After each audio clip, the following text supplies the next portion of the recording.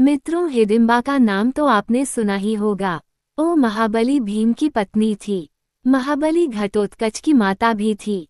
आप लोगों को मैं बताना चाहती हूँ कि देवी हिडिंबा पांडव कुल की सबसे पहले बनने वाली वधू भी थी।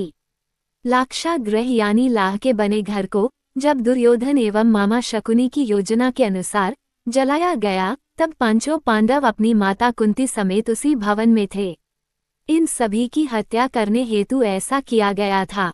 अपने सामर्थ्य एवं दैविक कृपा से वो वहां से बच निकले और भेष बदल कर रहने लगे। इसी क्रम में वे एक जंगल में पहुंच गए। रात अंधेरी थी और जंगल घना था। जमीन पर बड़े बड़े झाड़ उगे थे, जिसके कारण चलना मुश्किल हो गया था। तब धर्मराज युधिष्ठिर ने भीम से उन सभी को ले जाने का अनुरोध किया।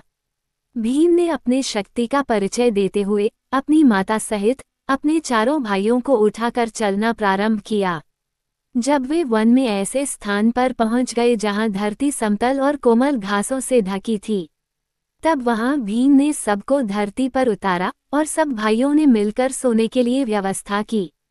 पांचों भाई बारी बारी जगकर अपने सोते हुए परिवार की रक्षा करते थे। इस बार भीम की बारी थी।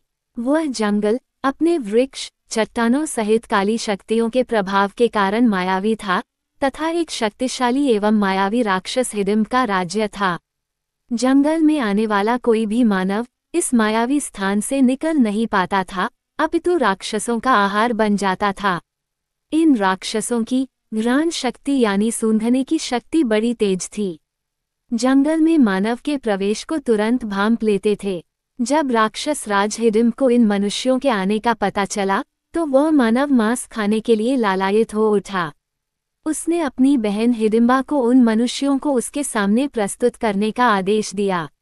हिडिंबा पांडवों के समीप जा पहुंची। भीम को देख हिडिंबा भीम पर मोहित हो गई। वे सोचने लगी, एक शक्तिशाली पुरुष जिसका हृदय इतना कोमल है कि अपने परिवार को सुरक्षा प्रदान कर रहा है, उससे अच्छा जीवन साथी और कौन हो सकता है। मैं धन्य हूँ यदि वह मेरे पति बने। फिर उसे अपने क्रूर भाई की आज्ञा का स्मरण हुआ।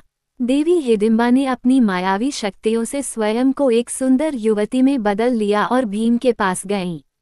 पहले जंगल में भटकी हुई युवती के भांति अनेक प्रकार की बातें कहीं।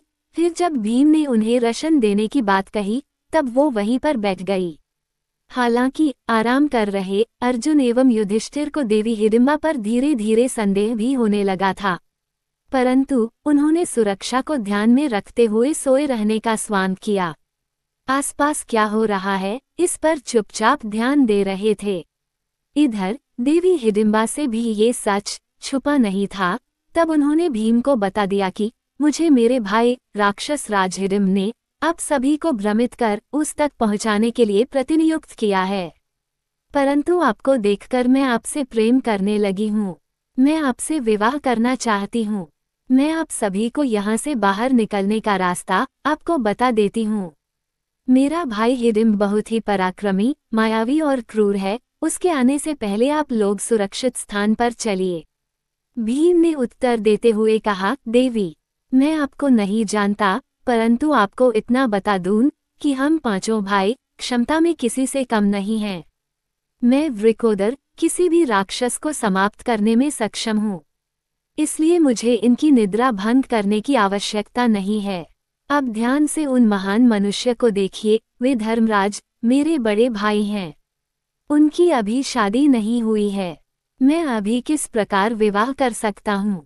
चर्चा चल ही रही थी कि राक्षस राज हिडिंब वहां पहुंच गया। अपनी बहन को ऐसे विभूषित देख वह क्रोध से भर गया। अपनी बहन और सभी पांडवों को मृत्यु दंड देने का निर्णय लिया।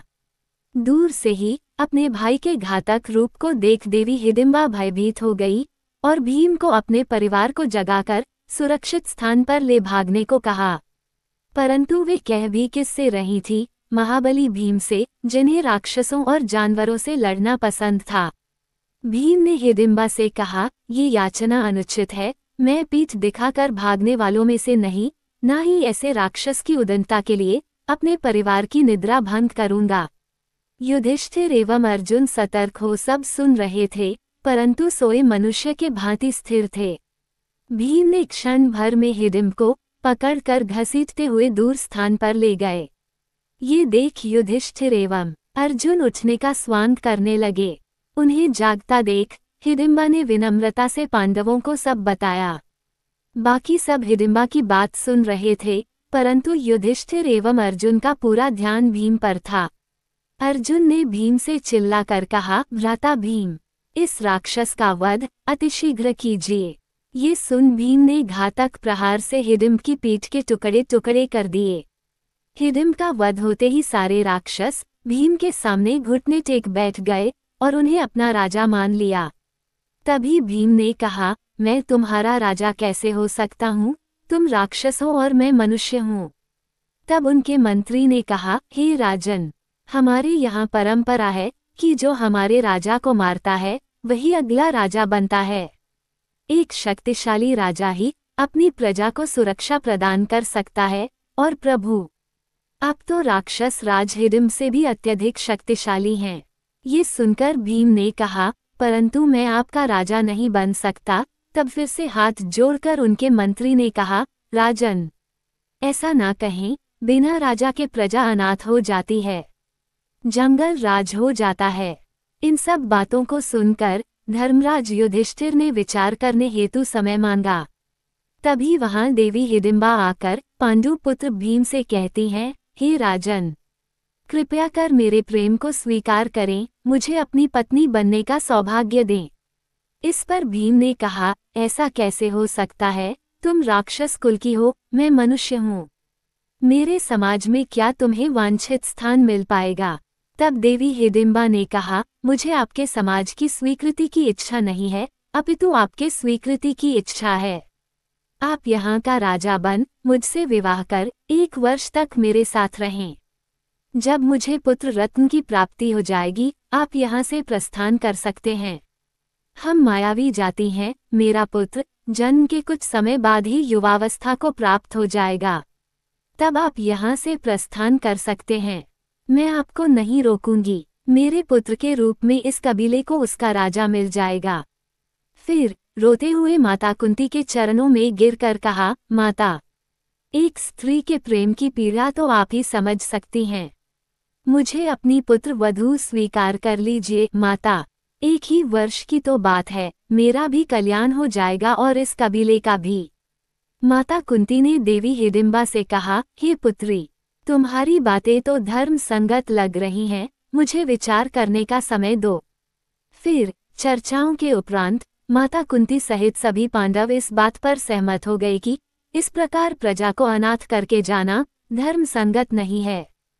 फिर भीम ने कबीले का राजा होना स्वीकार किया, देवी हिडिंबा से विवाह किया और उनका एक पुत्र हुआ, महाबली घटोत्कच। मायावी राक्षस होने के कारण जन्म के कुछ समय उपरांत ही घटोत्कच युवा हो गए और अपने पिता भीम, अपनी पितामही देवी कुंती सहित अपने सभी काकाओं को दंडवत प्रणाम किया और उन्हें वचन दिया कि जब भी पांडवों को उनकी आवश्यकता पड़ेगी वो केवल स्मरण मात्र से वहां उपस्थित हो जाएंगे। देवी हिडिंबा ने भी अपने वचन अनुसार अपने पति भीम, उनके भाइयों तथा उनकी माता देवी कुंती को विदा किया। मित्रों, जानकारी कैसी लगी कृपया फोल्डेड हैंड्स कर कमेंट करके अवश्य बताइएगा। शुभ विदा।